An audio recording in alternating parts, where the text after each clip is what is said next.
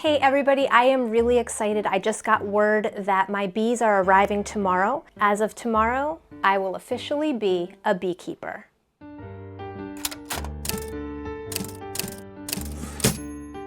As soon as they are available, I'm gonna head down to my local post office and pick them up. But today I wanna get prepared with all of the smaller things, so tomorrow can just be about putting the bees into the hive. So first thing we have to do is prepare a sugar water syrup. I read that it's actually really important to introduce this kind of sugar liquid feed to a new hive because it increases wax production. And this is gonna be a brand new comb. They have a lot to do. So I'm going to put some sugar water into this bottle here. Right now I'm going to be doing an early spring mix, which is going to be 1 pound water to 1 pound sugar. But I think depending on when you're feeding them throughout the year, it would maybe be a different recipe in the winter time. So just want to make sure that you look into that before making your own sugar feed. So I have my scale here.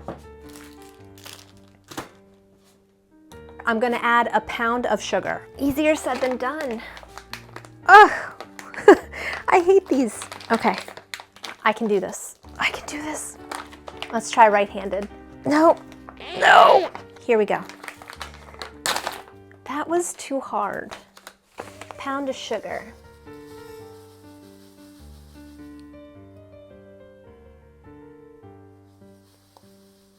This is a lot. Oh, I'm breathing in some sugar dust. Smells delicious. Getting close. Sorry, I usually never use a scale. I just don't cook that way. I cook more intuitive. Okay. I'm a little over. I don't know how much this matters. I'm just gonna take some off with a spoon. Oh, okay, we're exactly at 1 pound now. Woo! Now I'm gonna add some warm water.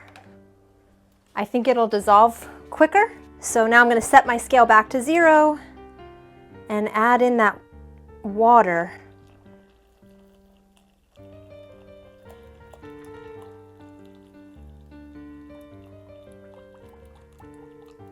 Okay, and we can talk a little bit about what this sugar water is going to be used for.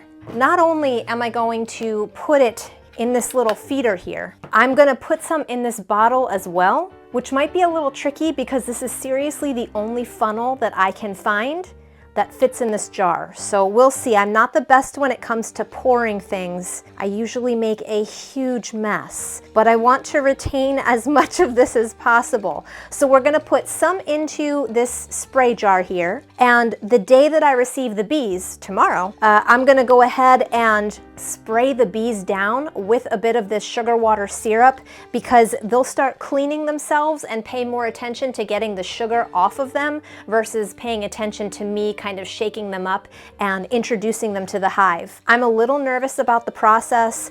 I have 0 hands-on experience. Pretty much all of my knowledge has come from books and YouTube videos, and I'm just really hoping for the best. Everybody acts like it's kind of easy, so I'm just going to take their word for it, and I hope that they're telling the truth. Okay, this seems pretty dissolved.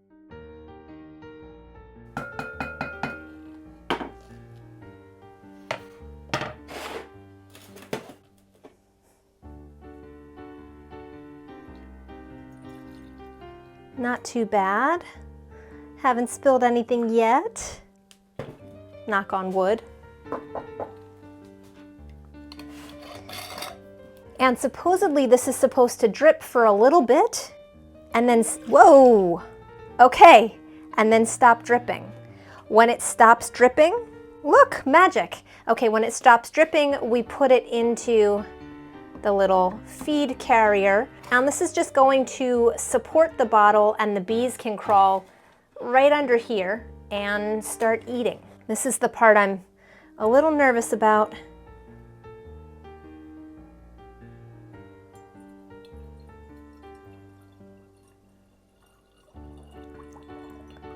Okay, almost done. This is a bit warm, so I'm not gonna put the lid on. I'm just gonna let it kind of, where are we at? I can get a little more in there. I'm just gonna let this sit and cool a little bit, then I'll screw the lid on. We have our sugar syrups assembled with minimal sticky residue. Awesome. Now, what else do I have here? I have to learn how to use this smoker. So we have these smoking pellets and this smoker here with the bellows, and I'm a little intimidated about how this comes together and how to work this mechanism, but I'm gonna learn how, and then I'm going to demonstrate it, and then you will now know how to do it.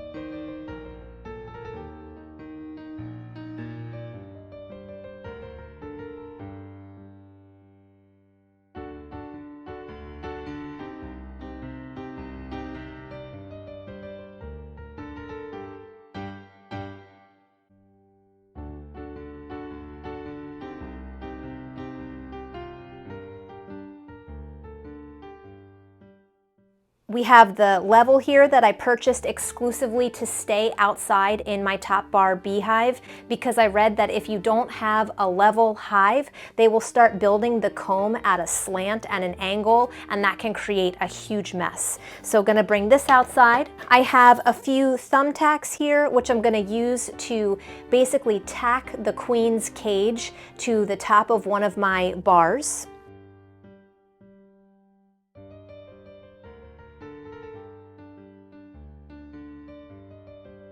Oh, alcohol.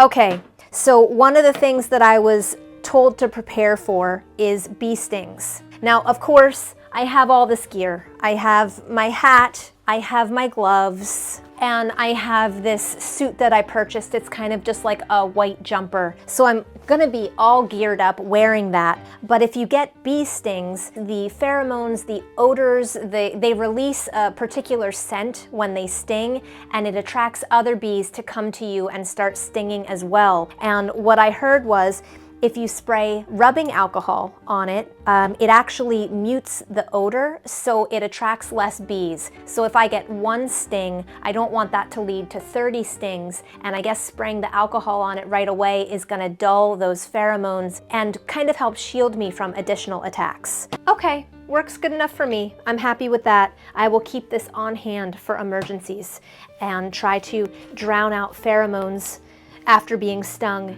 if being stung, which hopefully I won't be. So beyond that, I just have a couple other tools which feel completely foreign to me at this point. I'm sure as I get a little experience under my belt, I'll be able to utilize these and they'll feel like I know what they're for. But right now, they just look like glorified roofing tools. So in the meantime, I'm just gonna set these here and wish me luck. I am so excited, and fingers crossed, everything runs smoothly.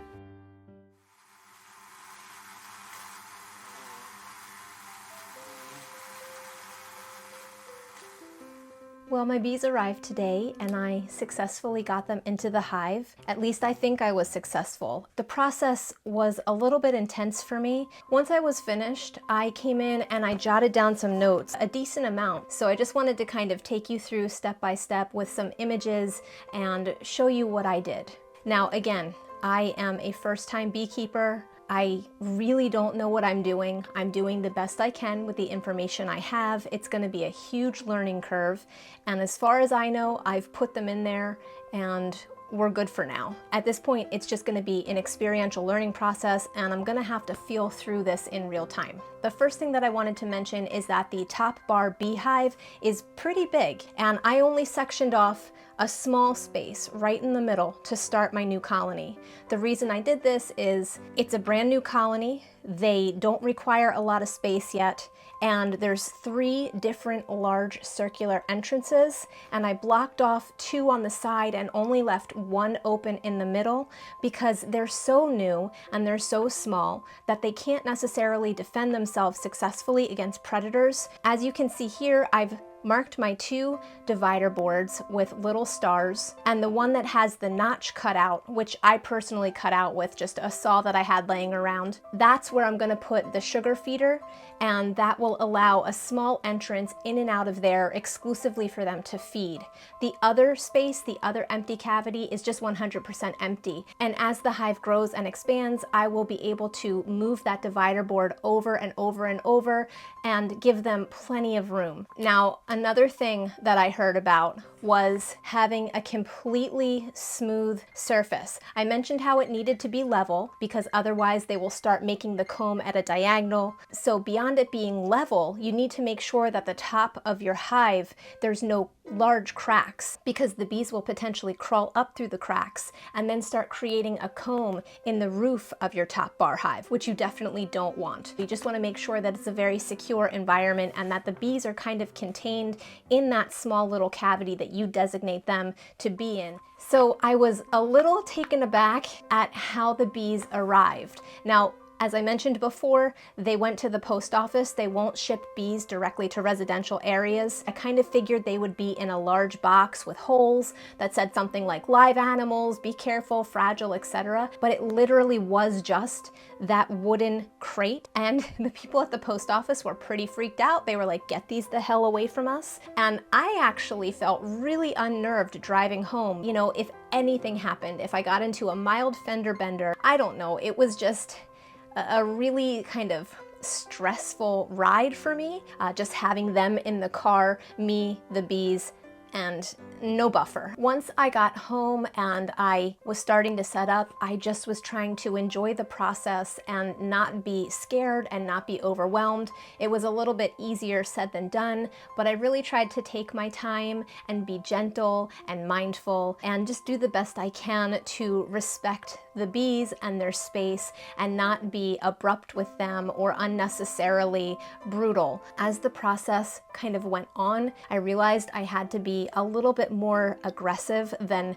I felt comfortable being to get the bees off of things and into things. And basically, you know, by the end of it, I was kind of banging, and in the beginning I was very ginger and gentle and I didn't want to disrupt them, but that just wasn't realistic to get the job done. Once I was ready to take the bees out of the box they arrived in, I used a flathead screwdriver to pry open the wooden piece that was kind of stapled to the hole and the entrance of the box. After I removed the wooden piece, there was a tin can that was basically blocking the entrance. I pulled that out. At that point, I think I was supposed to extract the queen and get the queen pinned to one of the top bars in the hive and then dump the rest of the bees into the hive. I found that I kind of had to dump some of the hive to even retrieve the queen. I don't think I really understood initially where the queen was. Looking back, it was pretty obvious, but like I said, I was a little nervous about the process. And when I did pull the queen out, of course, she was covered in bees, and I didn't really know how to get those bees off. So I just put her in, and then I dumped the rest of the bees into the top bar hive, and I closed it as best I could. I found this so challenging. Anytime I remove a bar, those bees are right there and they're just like, bzzz, they're just ready to kind of come out and see what's going on. I don't know if it's because they're not established and they all are kind of aimless and freaking out, or if it's gonna be this challenging every time I remove a bar from the top bar hive. Once you remove the bar, that's the easy part. Putting it back on without smushing the bees is a really hard task, and I'm still trying to figure out the best way to navigate that without hurting them. Once I got all the bars back on the hive, I felt personally like I had to take a breather. So I kind of stepped away and took an emotional break, patted myself on the back for accomplishing something, and then built up the nerve to go back out to actually address the queen cage, because the queen cage comes with a bit of candy at the entrance, and the candy is plugged up with a cork. Now when you remove the cork, if the candy is gone, she can fly out And I've heard that's a really big no-no, because I think then all the bees are just gonna fly with her and the whole effort is thwarted and your plans are ruined. I was gonna have to pick the bars up again, deal with the fact that the bees were gonna be completely in my personal space and swarming and probably very unhappy, figure out how to get the bees off of the queen cage, the ones that are kind of desperately clinging to it, and take a drywall screw and kind of pick out the cork. And once I did that, I realized the bees that were accompanying the queen in the cage, all of them had already eaten through the candy. So for this purpose, I brought out a mini marshmallow and I kind of just stuck the mini marshmallow inside the hole, knowing that they'll be able to eat through that as well, but I will be able to get her back into the hive before they eat through the marshmallow so she can't escape. So this process, again, the most challenging part of it was putting the bars back on top of the hive without squishing the bees. And if somebody knows a trick for this process, please, if they could let me know. I tried smoking the bees, I tried using the sugar spray and syrup that I made. I didn't find that either of those were very successful. I didn't want to over smoke them, but maybe I didn't smoke them out enough, or maybe the truth is that it's just a challenging process regardless of all the tools and supplies you have. It's probably more of an experience-based situation, and until I have a lot of experience under my belt and know what to look for and how to read the bees, I'm probably just gonna feel like a newbie and just panic a little bit every time I'm in a situation like that. But you know, I'm doing the best I can, and I'm really trying to be respectful of the process and understand that this whole thing is a huge learning curve for me and for the bees, and we have to build a relationship. And you know, I'm looking forward to that relationship. There were plenty of bees that I couldn't actually shake out of the box, and at a certain point I just kind of gave up because I didn't want to brutalize them too much. So I figured they'll find their way into that opening. I just slipped that box in there, and when I went out to check on them in a few hours, they had all pretty much left, and I assume went into the hive with the rest of the bees. Now, I wanted to cover a couple safety things that you might not necessarily know when you think about starting a beekeeping venture. One is that your bee suit needs to be washed on a pretty regular basis, because even people who aren't allergic to bee stings can end up breathing in the dried venom. This information completely freaks me out. I do have children. Neither of them have been stung yet. My husband and I have been stung. I know we don't have reactions, but again, this does not count breathing in the dried accumulated venom off of your suit. So you just need to be really mindful of suit maintenance while you're beekeeping, because that dried venom can be a serious health hazard if it's inhaled off of the suit. The other thing I wanted to talk about is poisonous honey. There are a few plants that I know of, and all three of them do happen to grow in my area, that can cause poisonous honey for humans. It does not harm the bees, but it absolutely can poison humans if they ingest the honey made with these particular flowers. One is rhododendron, one is yellow azalea, and the last one is mountain laurel. And I just want to introduce this concept to you, that this is another potential unforeseen danger with beekeeping, and you need to really be careful that the honey that they do make is going to be safe for your consumption. So there could be other plants out there that have a similar effect to what I'm talking about, but as of right now, I currently only know of those three. It's really important to understand these things when you start getting involved with keeping bees. Overall, so far, the process has been exciting, it's been scary, it's been rewarding. I feel connected and attached to them already. I love those little buddies, and I want to just create a beautiful flower oasis for them in my backyard. And I just love looking out my window and seeing their hive. Not only do you want to have flowers that they're going to enjoy, you need to always have an ample supply of water. And if you don't supply water, it could lead to problems. They could end up going and getting drinks from your neighbor's pool, or, you know, just ending up in places you don't necessarily want them to go. I bought this water feeder online, and I put these little flattened glass marbles in there. I wanted to kind of create little landing spaces for them so they could drink comfortably. They're acclimating nicely.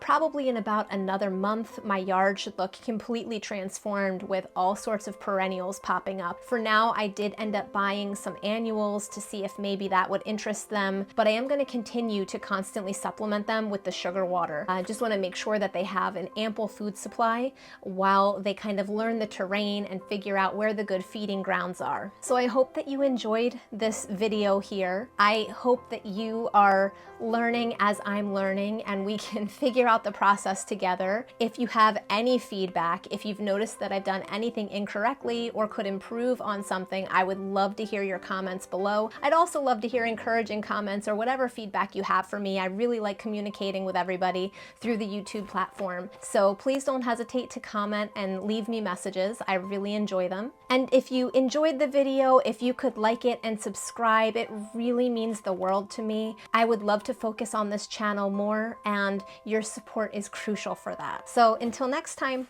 see you soon. Bye.